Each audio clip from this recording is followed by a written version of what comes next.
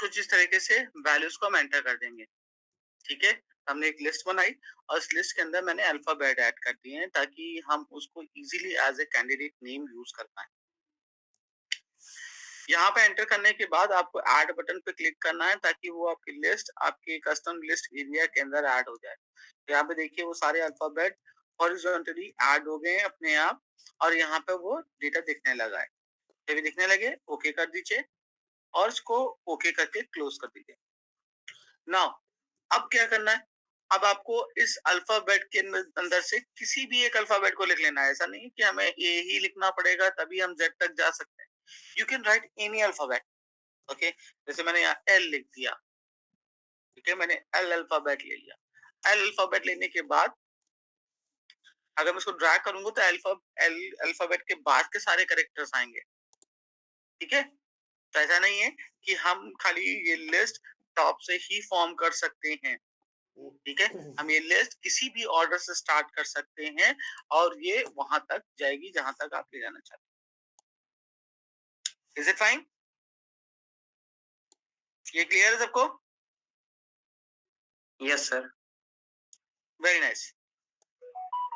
चलिए तो कुछ इस तरीके से हमने कस्टम लिस्ट बनाई थी। अब बात करते हैं कि स्टूडेंट के मार्क्स। अब देखिए स्टूडेंट के मार्क्स क्योंकि यहाँ पे 62 रिकॉर्ड मैंने एंटर किया है, स्टूडेंट के 62 नेम्स यहाँ पे एंटर किए हैं। तो इन 62 नेम्स के साथ उनके मार्क्स लिखना थोड़ा सा डिफिकल्ट हो जाएगा।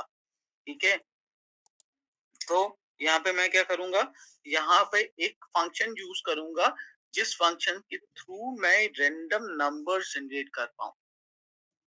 ठीक है, तो रैंडम नंबर आएंगे क्या? रैंडम नंबर होते क्या है? ये वो डायनेमिक नंबर्स होते हैं जो रैंडमली आते हैं। ठीक है, तो उसके लिए कुछ स्पेसिफिक फंक्शंस हम लोग को यहाँ दिए हैं। तो मैं यहाँ पर अभी राइट साइड में उन फंक्शंस को लिस्ट करता हूँ कि कौन कौन से रैंडम फंक्शंस हैं और उन रैंडम फंक्शन से वैल्यू कैसे जनरेट की जाती है। ठीक है, तो पहला रैंडम फंक्शन है जिसको हम कहते हैं rand. Okay, rand stand for random data. Okay, by default rand function क्या करता है? It will provide you random decimal number. ये रैंडम डेसिमल नंबर आपको देगा। ठीक है, तो राइट साइड में इसका आउटपुट देखते हैं। रैंड, ये केस सेंसिटिव नहीं है, तो अगर आपके दो कैरेक्टर कैपिटल हैं दो स्मॉल है तो भी चलेगा। ये ब्रैकेट ओपन किया, ब्रैकेट क्लोज किया। ठीक है, फंक्शन का नाम था रैंड। फंक्शन को लिखने के बाद rand bracket open bracket close. Okay, अब ये फंक्शन हमारे लिए करेगा क्या? ये फंक्शन हमारे लिए वैल्यू को जनरेट करेगा between the two numbers. Enter किया, वैल्यू आ गई। वैल्यू क्या है? इन दो वैल्यू के बीच में नंबर जनरेट होगा 0.000001 से 0.999999 यहाँ तक के बीच की वैल्यू जनरेट करेगा। मतलब 0.000001 से 0.99999 के बीच की कोई भी एक रैंडम वैल्यू होगी। ठीक है, बट ये होगी हमेशा डेसिमल। ठीक है, तो यहाँ पर आपको इंटीजर वैल्यू नहीं मिलेगी। तो यहाँ पे देखिए वो राउंड ऑफ हो गई है और राउंड ऑफ हो गए हमें यहाँ पर 1 मिल रहा है। तो मैं इसको इसकी डेसिमल प्लेस को एक्सटेंड कर देता हूँ। अगर देखिए ये इसकी डेसिमल प्लेस है। ठीक है, तो इस वैल्यू के बीच में ये जनरेट करके देगा। तो अब मैंने कहा कि एक रैंडम नंबर है। रैंडम नंबर का मतलब है ये एक डायनेमिक होगा, रैंडमली कोई भी एक नंबर आ जाएगा। ठीक है, तो हो सकता है रैंडमली हो सकता है कि वो रैंडमली यहाँ पर 4 डिजिट का नंबर दे, हो सकता है रैंडमली वो 2 डिजिट का नंबर दे, हो सकता है रैंडमली वो आपको 7 डिजिट का नंबर दे डेसिमल के बाद। तो होगा क्या, करना है चेक।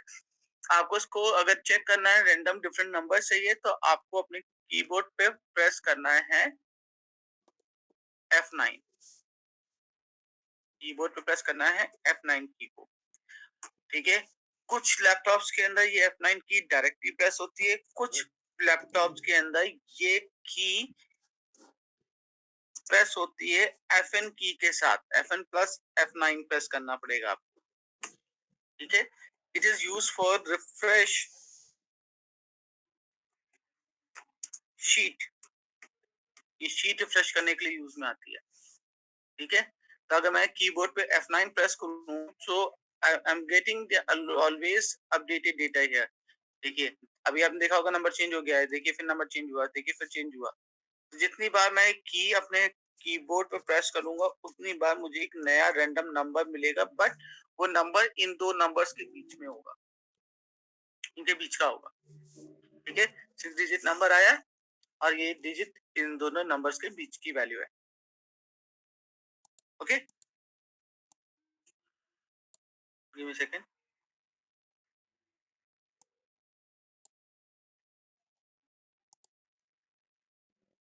हाँ बताइए मयंक। सर ये रैंड वाला एक बार और बता दीजिए ना थोड़ा। हाँ ठीक है, एक बार और बता देते हैं। रैंड फंक्शन क्या करता है? रैंड फंक्शन आपको एक रैंडम नंबर जनरेट करके देता है। अब रैंडम नंबर लाएगा कहाँ से? रैंडम का मतलब क्या है? कोई भी एक नंबर, बट ये नंबर लाता कहाँ से है? ये इन दो नंबर के बीच की एक वैल्यू को उठाता है, ठीक है? तो ये नंबर आपका होता है 0.000001 से लेके 0.999999 के बीच की एक वैल्यू होती है, ठीक है? सो यहाँ पर आप रैंड फंक्शन लिखेंगे इक्वल्स टू रैंड, और रैंड लिखने के बाद bracket open and bracket close, ठीक है? जैसे लिख के आप एंटर करेंगे, ये यहाँ पर क्या करेगा? उसको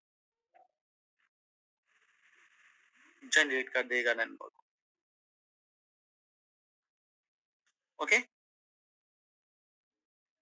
ये जनरेट कर देगा। तो जैसे आप एंटर करेंगे, आपको यहाँ पर डेटा मिल जाएगा। सो बट ये क्या कर रहा है? एक डेसिमल नंबर जनरेट कर रहा है। अगर डेसिमल की जगह अगर मुझे इंटीजर नंबर चाहिए हो, तो इंटीजर नंबर कौन सा होता है? Do you know what is integer number? Sir 1 2 3 4 -1 2 3 4 yes. 0.2। 1 2 3 4 ये सब natural number including negative natural number. अच्छा, एग्जैक्टली। मीन्स जो आपके होल नंबर्स होते हैं, वो आपके इंटीजर नंबर होते हैं, ठीक है? अगर मैंने कहा कि मुझे यहाँ पर रैंडम नंबर चाहिए, बट वो होल नंबर होना चाहिए, वो एक इंटीजर वैल्यू होनी चाहिए, लाइक 1 2 3 4, ये क्या है? इंटीजर नंबर्स है, होल नंबर्स। तो अगर मुझे इंटीजर नंबर चाहिए, तो इंटीजर नंबर को जनरेट करने के लिए फंक्शन यूज होता है रैंड बिटवीन, ठीक है? अगर आपको डेसिमल नंबर नहीं चाहिए and you will only require a random integer number, तो इंटीजर नंबर के लिए हम रैंड बिटवीन फंक्शन यूज करते हैं। अब इसके साथ एक ड्रॉबैक है रैंड बिटवीन फंक्शन। जैसे रैंड फंक्शन क्या करता था? वो खाली डेसिमल नंबर देता है, और रैंड बिटवीन क्या करता है? खाली इंटीजर नंबर देता है, ये मिक्स डेटा नहीं देता, ठीक है? तो यहाँ पे फंक्शन क्या है? इक्वल्स टू रैंड बिटवीन,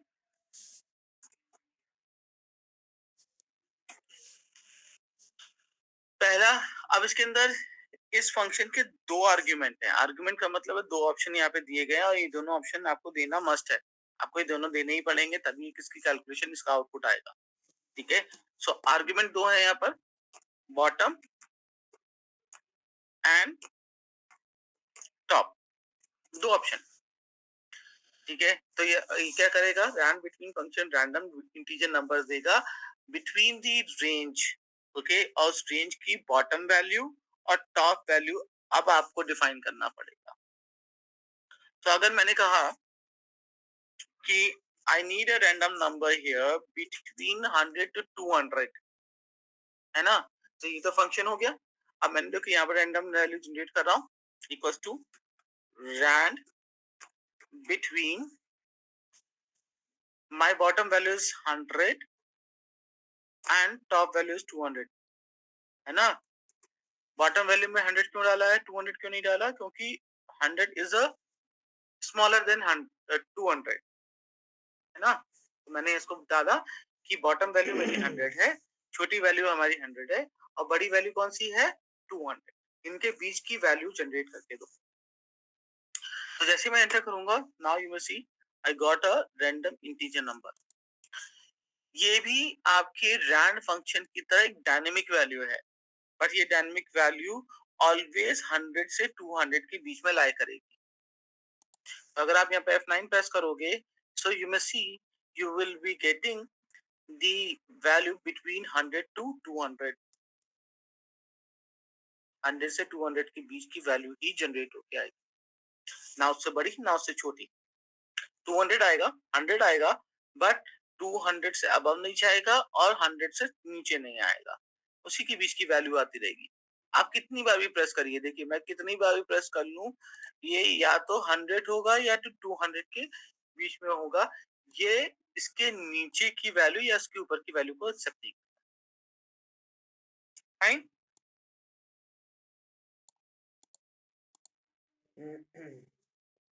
इतना समझ में आ गया? Yes sir. चलिए, अब देखिए, ये तो ठीक है। आपका रैंड फंक्शन एक डेसिमल नंबर को जनरेट करता है, रैंड बिटवीन एक आपका रेंज ऑफ इंटीजर नंबर के अंदर की वैल्यू को जनरेट करता है। अब देखिए, प्रॉब्लम एक सर और आती है। कुछ स्टूडेंट को एक तरह से अलाउ कर दीजिए एंटर करने के लिए। अलाउ तो कर दिया है, अभी और कोई भी है? शायद सर। हाँ है।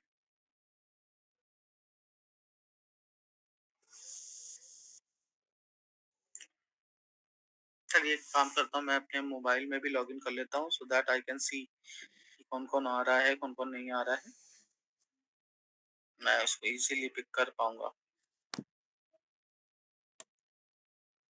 एक मिनट बस मुझे दीजिएगा।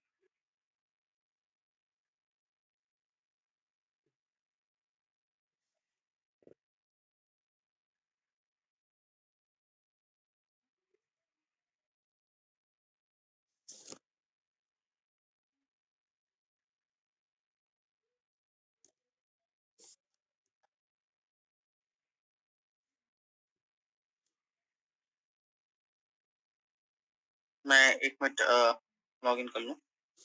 जो सेल के अंदर डेटा जनरेट कर सकते हैं, बट अगर हमें एक से ज्यादा सेल के अंदर डेटा जनरेट करना है, so it's going difficult for us, क्योंकि हमें क्या करना पड़ेगा, या तो हम इस फॉर्मूले को हर एक सेल में अप्लाई करें, या इसको ड्रैग करें, या इस टाइप का कुछ प्रोसेस करें। तो क्या हमारे पास कोई ऐसा सोल्यूशन है जिससे हम मल्टीपल कॉलम और मल्टीपल रोज के अंदर भी इस डेटा को जनरेट कर पाए? ठीक है, तो इस काम को करने के लिए हमारे पास एक फंक्शन दे रखा है which is called rand array. ठीक है, सो रैंड एरे क्या करता है, it will allow you to enter random data in multiple columns and multiple rows. तो इसके थ्रू हम क्या कर सकते हैं, multiple rows and multiple column में डेटा को इंसर्ट कर सकते हैं। चलिए आर्ग्यूमेंट देखते हैं। इस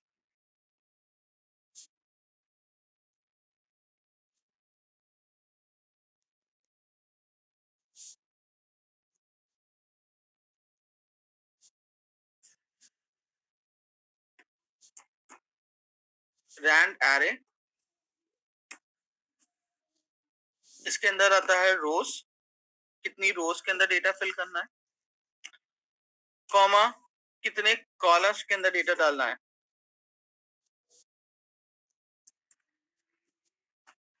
ठीक है, पहला हमें इसको बताना है कितनी रोज और कितनी कॉलम में ये डेटा फिल करना है। इसके बाद हमें इन्फॉर्म करना होता है रैंड एरे को कि उसकी लोएस्ट वैल्यू क्या होगी, मिन वैल्यू क्या होगी, और उसकी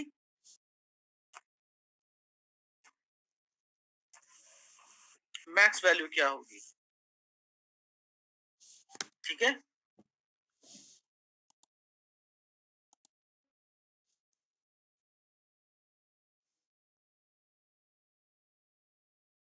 इसके बाद हमें यहाँ पे मेंशन करना है कि क्या हमें डेसिमल डेटा चाहिए या इंटीजर डेटा चाहिए। ठीक है?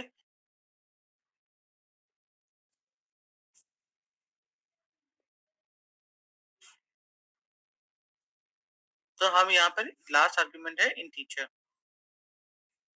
तो ये आर्गुमेंट हमें इसके अंदर पास करने होते हैं। फाइन। कौन-कौन से हैं?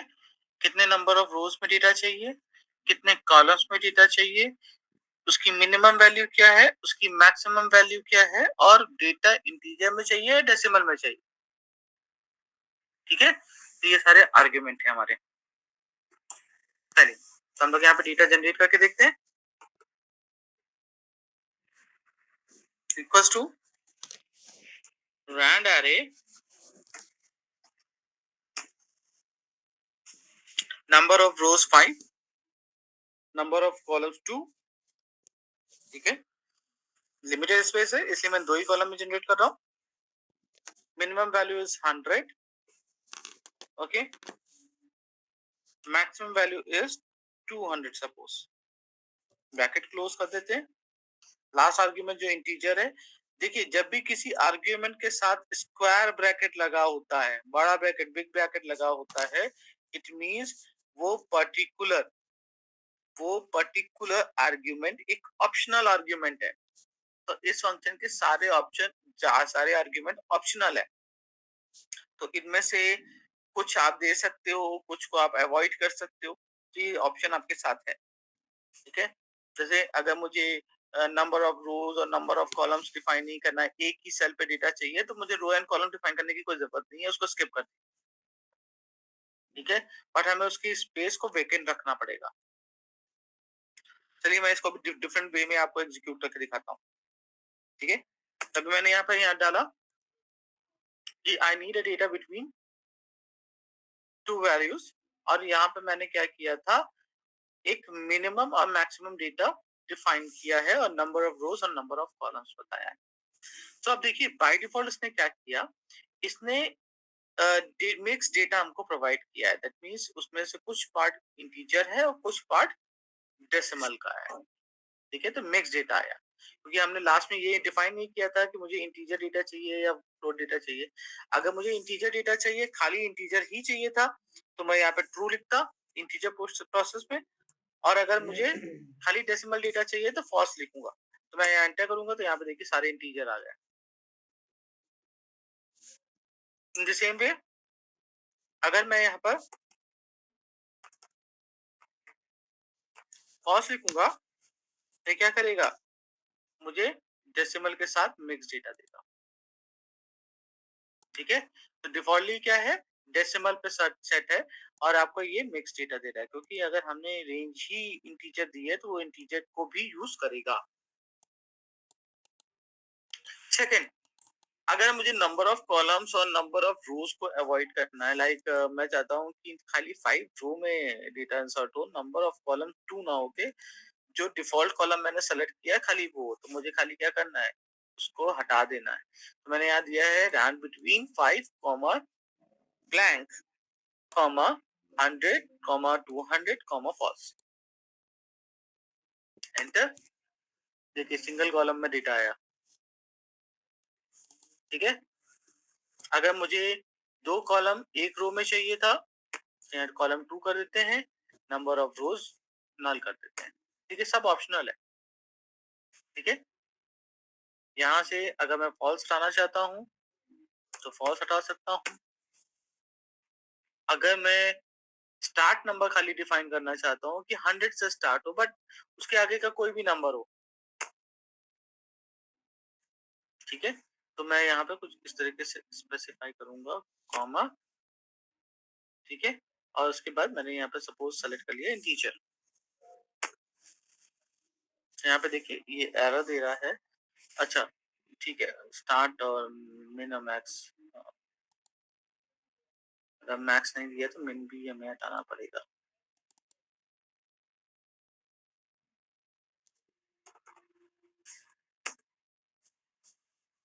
ठीक,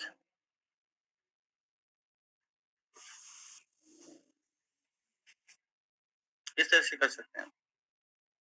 बट अगर हम डेटा फिल करना चाहते हैं तो हमें इनकी वैल्यूज फिल कर सकते हैं। आई होप ये समझ में आया होगा। समझ में आया ये?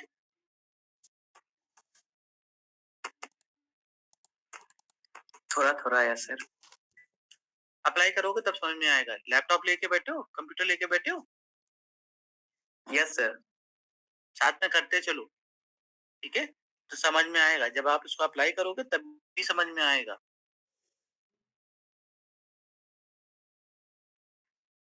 ओके, चलिए। सो अब हमें करना क्या है, हमने यहाँ पे रैंडम फंक्शन को देख लिया। अच्छा, एक और तरीका है रैंडम डेटा को जनरेट करने का, that is called sequence. Sequence भी एक ऐसा फंक्शन है जो आपके लिए रैंडम डेटा जनरेट करता है, ठीक है? सीक्वेंस, ठीक है? सीक्वेंस क्या करता है? It also help you to generate a random data. कितनी रोज में करना है, रोज बताने हैं।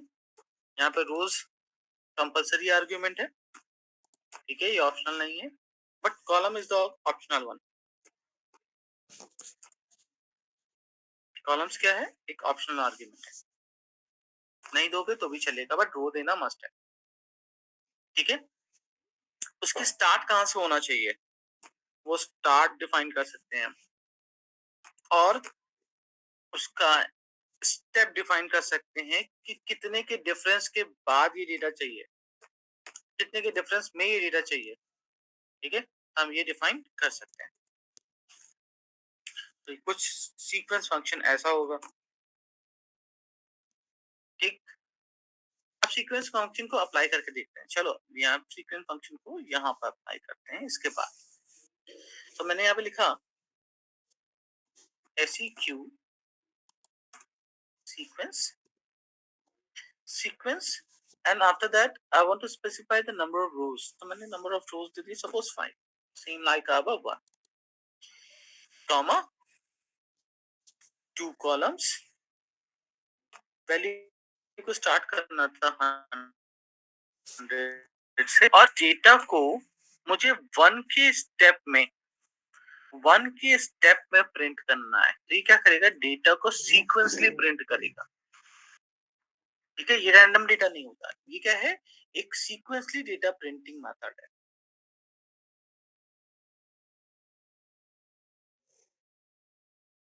हाँ निरंजन, पूछिए, क्या पूछना है?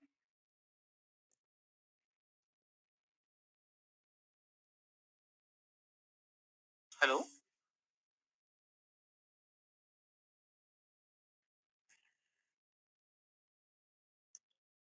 निरंजन,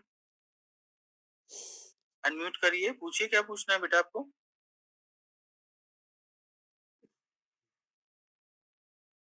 हेलो निरंजन। निरंजन, ये खरी टेस्टिंग करी है या कुछ पूछना चाहते हो? मेरी वॉइस क्लियर नहीं है? Is it same for all? क्या ये सबके लिए सेम आ रही है ऐसी? No sir. मेरी वॉइस क्लियर है ना? Yes sir. निरंजन, अपने सिस्टम में चेक करिए, आपका नेट स्लो चल रहा है, इसलिए वॉइस क्लियर नहीं है। चलिए, तो यहाँ मैं एक डेटा एंटर किया है, मैंने फॉर्मूला एंटर किया है, and after entering this formula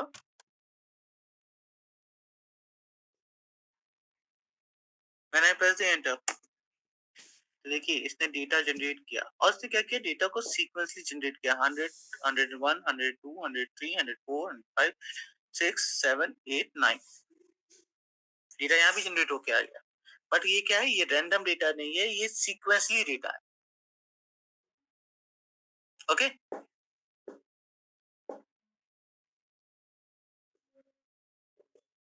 अगर मुझे इस डेटा को 5 के डिफरेंस में प्रिंट करना होता तो मैं यहाँ पे दे दूंगा 5, ठीक है? तो देखिए 5 के डिफरेंस में प्रिंट हो जाएगा 100, 105, 110, 115, 120, 25, 30, 35, 40, 45, राइट? Yes sir. कुछ इस तरीके से हम रैंडम डेटा को प्रिंट कर सकते हैं। एक और कोई कोई क्वेश्चन पूछना चाहता है? पूछिए, क्या पूछना था बेटा?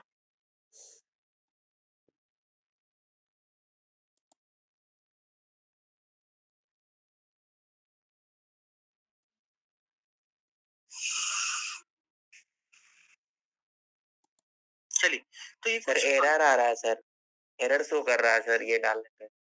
सीक्वेंस आप कौन-सा वर्ज़न यूज़ कर रहे हैं? देखिए, कुछ फंक्शन रैंड एरे वाला भी सर एरर शो कर रहा था। नेम लिख के आ रहा है वहाँ पर?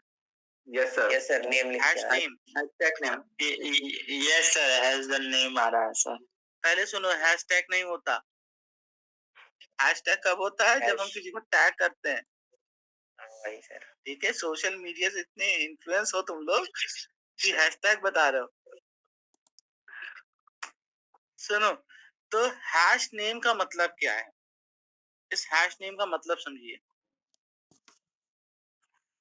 ऐसे आ रहा होगा। Yes sir. Yes sir. है ना? अब ये हैश नेम आया क्यों? अब आप जो वर्ज़न यूज़ कर रहे हैं एक्सेल का, आई थिंक आप कौन-सा वर्ज़न यूज़ कर रहे हैं? 16 या 19? सर ये कैसे पता चलेगा? ये कैसे पता सर लगेगा? हाँ, 2007 है सर। 2007? Yes sir. बेटा ये तो माइक्रोसॉफ्ट ने बंद कर दिया, इस वर्ज़न को देना। सर मेरा 21 है सर। क्रैक वर्जन है सर। मेरा 21 है। जब तुमने क्रैक किया था तो सीधे 21 को क्रैक करना चाहिए था। 7 क्यों क्रैक किया? टॉपर है सर क्लास का। पुराना है सर इसलिए। सर 21 दे दीजिए सर, क्रैक करवा 21 दीजिए। नेट से डाउनलोड कर लो, ठीक है? देखो मैं 21 यूज़ कर रहा हूँ और ये वर्ज़न ये जो फंक्शन मैंने तुम्हें बताया है, सीक्वेंस और रैंड एरे ये 2019 में इंट्रोड्यूस हुए थे फंक्शन। तो अगर तुम्हारा एक्सेल एप्लीकेशन 2019 से पुराना है तो नहीं आएगा। सर मेरा 21 है यार सर। 21 में तो आ रहा होगा। नहीं सर वो यही आ रहा है, नेम आ रहा है। किसमें? 21 में सर। अरे दोनों में ही, दोनों फंक्शन के अंदर यस सर। होगा नहीं। तुम्हारा स्टूडेंट एडिशन है क्या? सर एरे वाला किया था तो उसमें हैज नेम लिखा रहा था सर। एरे वाला किया तो उसमें हैश नेम, रैंड एरे किया तो उसमें हैश नेम दिखा रहा था। Yes yes sir. अच्छा, यहाँ रैंड लिखने पे तुम्हें वो फंक्शन दिखाता है, इक्वल्स टू रैंड लिखने पे वो फंक्शन दिखाता है? नो सर नहीं दिखाता सर। नहीं सर अच्छा, दिखाता है तो दिखाता है। अरे रैंड ये बिटवीन नहीं आ रहा मुझे पूछ रहा हूँ। अब देखिए, अगर ये नहीं आ रहा है इसका मतलब आपके वर्जन के अंदर ये फंक्शन नहीं है। आप जो एक्सेल यूज कर रहे हैं उसके अंदर ये फंक्शन नहीं है। क्यों नहीं है? इसके रीजन होते हैं। माइक्रोसॉफ्ट जब अपने एप्लीकेशन को लॉन्च करता है तो इनके डिफरेंट वर्जन्स बनाता है। स्टूडेंट वर्जन, प्रोफेशनल वर्जन, ठीक है, प्रीमियम वर्जन, ऑनलाइन वर्जन। तो आपके अलग-अलग वर्जन्स के अंदर नंबर ऑफ फंक्शन में वेरिएशन होता है। तो हो सकता है आप में से जो ऑफिस 2021 यूज कर रहे हैं और जिनके में ये फंक्शन नहीं आ रहा है, इसका मतलब वो हो सकता है कि वो एक इस क्वेश्चन का आंसर हम वैरायटी ऑफ डेटा के अंदर दे सकते हैं। अब जब भी हम आउटपुट ट्रू एंड फॉल्स के फॉर्म में या यस और नोज 1 और 0 टिक एंड क्रॉस के फॉर्म में दे रहे होते हैं, तो इस टाइप के डेटा को बोलते हैं बूलियन, जो कि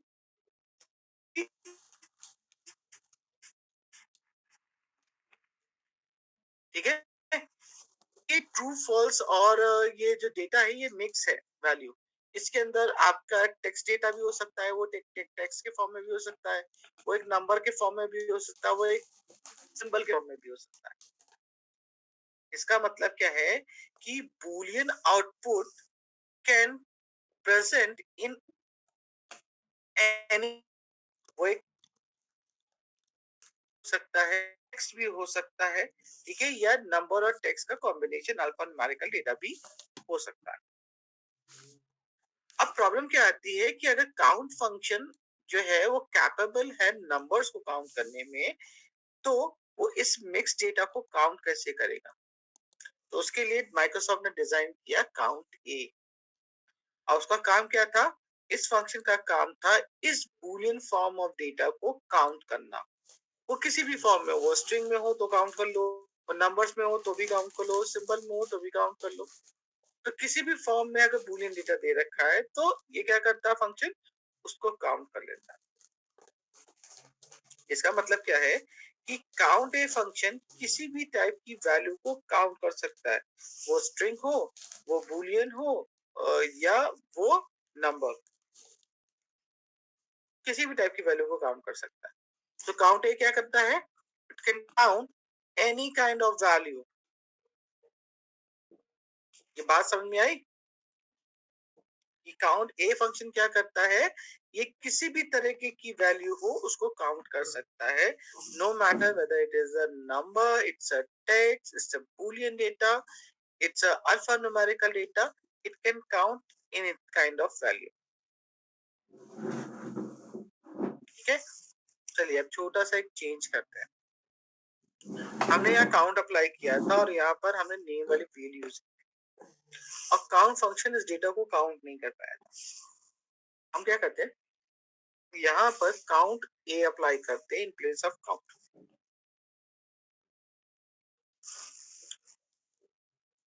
ठीक है, हमने यहाँ पे काउंट ए दिया, अकाउंट ए के जैसे मैं एंटर करूंगा, देखिए मैंने रेंज सिलेक्शन, डेटा सिलेक्शन के अंदर कोई चेंज नहीं किया है, मैंने काउंट ए लिखा और उसके बाद अपने डेटा रेंज दिया है और when I press the enter, now you will see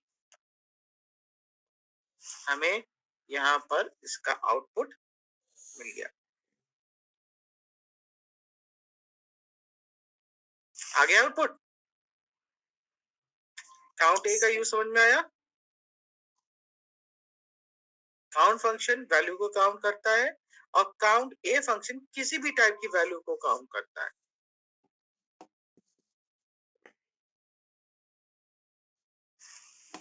चलिए अब एक और चीज आती है। अच्छा मैंने कहा कि मेरे पास डेटा दे रखा, इसके अंदर कुछ स्टूडेंट पास है, कुछ स्टूडेंट फेल है। ठीक है, मेरे पास कुछ स्टूडेंट क्या है? पास और कुछ स्टूडेंट फेल है। And what exactly I want to do, I want to count only those people those who are pass. मुझे क्या करना है, इन 61 स्टूडेंट्स में से उन स्टूडेंट्स के काउंट निकालने हैं जो यहाँ पर पास है, जो कि पास है। तो मेरे अथॉरिटीज ने मुझसे पूछा कि बताओ रिजल्ट आया था, रिजल्ट के अंदर कितने कैंडिडेट पास है। तो हम इसको, या तो एक तरीका तो ये है कि भाई हम एक एक मैनुअली काउंट करें, है ना, और यूनिवर्सिटी के रिजल्ट के अंदर जहाँ पर थाउजेंड्स ऑफ रिकॉर्ड है उसके अंदर हम एक एक वैल्यू को काउंट करने बैठे, है ना। बट ऐसा करने पे होगा क्या, काउंट जरूर हो जाएगा but it will taking a lots of time to do this, बहुत ज्यादा टाइम चाहिए इसे। तो ऐसे में हमारे लिए एक फंक्शन यहाँ पे दिया गया है जो हमारे लिए इस टाइप की काउंटिंग करता है। ठीक है, जिसको हम कहते हैं कंडीशनल काउंटिंग। फंक्शन का नाम है काउंट इफ। ठीक है, फंक्शन का नाम क्या है? Sir count if. अब काउंट इफ को देखते हैं। काउंट इफ, इसके अंदर दो आर्ग्यूमेंट है जिसको हमें देना पड़ता है। पहला, किस डेटा रेंज के अंदर काउंटिंग करनी है, रेंज, किस डेटा रेंज के अंदर काउंटिंग करनी है, और किस डेटा को काउंट करना है, वो क्राइटेरिया क्या है। ठीक है,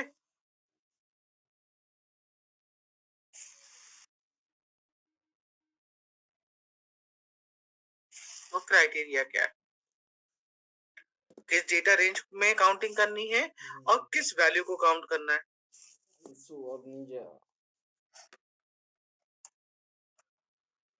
दो कंडीशन है यहाँ पर। ठीक है, तब चलिए हम इसको देखते हैं कैसे काउंटिंग होगी। चलिए अप्लाई करते हैं, पहले पास के लिए करते हैं। काउंट इफ हमें क्या काउंट करना है, इस फील्ड के अंदर काउंटिंग करनी है। हमने फील्ड सेलेक्ट किया, कॉमा दे दिया, तो हमने बता दिया कि ये जो स्टेटस वाली फील्ड है इसके अंदर काउंटिंग करनी थी। बट स्टेटस वाली फील्ड के अंदर काउंट क्या करना है, काउंट करना है पास को। हम यहाँ लिखेंगे पास, ठीक है। तो कहाँ काउंटिंग करनी है उसके लिए मैंने रेंज दिया, और क्या काउंट करना है वो वैल्यू बता दी कि पास को काउंट करो। एंटर करेंगे, उसने बता दिया 61 रिकॉर्ड के अंदर, 61 स्टूडेंट के अंदर ओनली 26 स्टूडेंट्स आर पास, बाकी सब क्या है, फेल है। कितना टाइम लगा, अभी इस काम को मैनुअली कर रहे होते तो हम पेज को स्क्रॉल करके काउंटिंग कर रहे होते, जिस काम को इस फंक्शन के थ्रू हमने कुछ सेकंड्स में कर लिया, राइट। सर काउंट इफ एक बार फिर से बता दीजिए। काउंट इफ के अंदर हमें दो चीज देनी होती है, पहला रेंज, इस रेंज के अंदर काउंटिंग करनी है, और क्या वैल्यू काउंट करना है। तो हमने सबसे पहले दिया काउंट इफ, रेंज कहां पर है, स्टेटस वाली रेंज, क्योंकि हमें कंडीशन क्या है हमारी, पास और फेल, तो उसके हिसाब से रेंज हमारी क्या हुई, ये वैल्यू पास और फेल वैल्यू में कहा मिलेगी, स्टेटस के अंदर। हमने स्टेटस वाली फील्ड को सेलेक्ट कर लिया, कॉमा दिया। अब इसको कंडीशन देनी है, तो लास्ट टाइम ने पास दिया, इस बार फेल देते रहे, fail.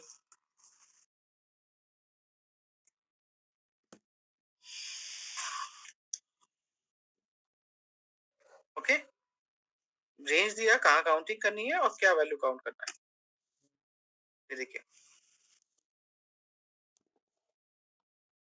This is the output.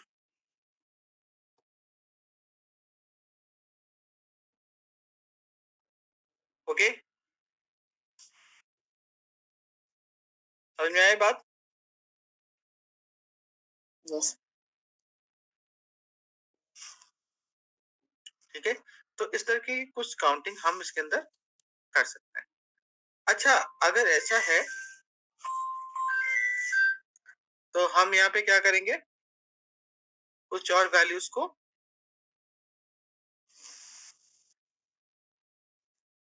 Count करते हैं।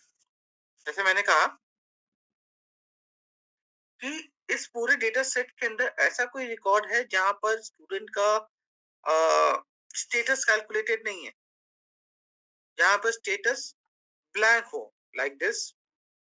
मैंने जाकर रैंडमली किसी भी डेटा को डिलीट कर दिया, तब देखिए डेटा यहाँ पे कुछ ऐसा आया, 25 पास and 35 is fail, right.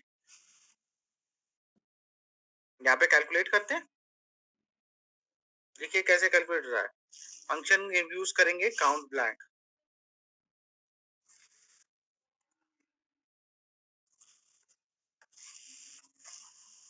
Count blank क्या करता है, it's help you to count blank cells, ठीक है। यहाँ लिखेंगे काउंट ब्लैंक एंड यहाँ पर आपको डेटा रेंज दे देनी है,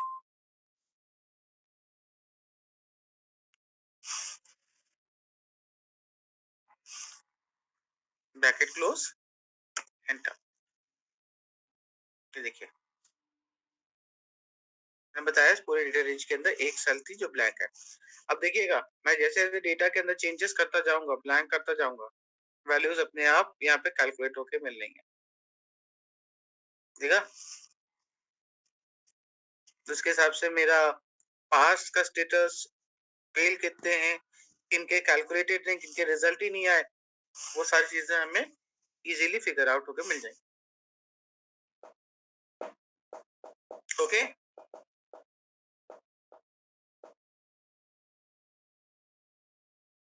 कितना क्लियर है सबको?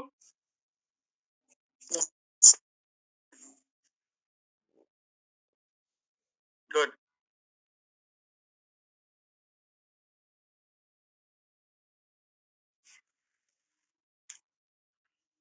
चलिए, तो अभी एक काम करिएगा, आज आप इन सब चीजों की प्रैक्टिस करिएगा, ठीक है? कुछ डाउट हो तो सर ये कल डेटा हाँ सर ये डेटा ग्रुप में भेज दीजिएगा क्या? ये शीट ग्रुप में भेज दें। हाँ सीट वही सर सारा